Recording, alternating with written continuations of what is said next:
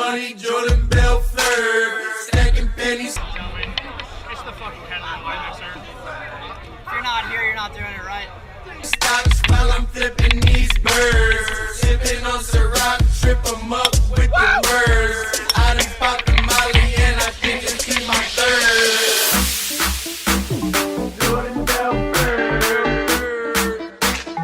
Jordan Belfort, I've been getting dirty money, Jordan Belfort, stacking penny stocks while I'm flipping these birds.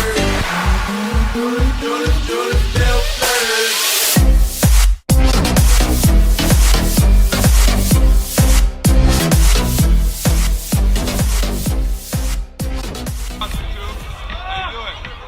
Welcome to the fucking Catalina wine mixer.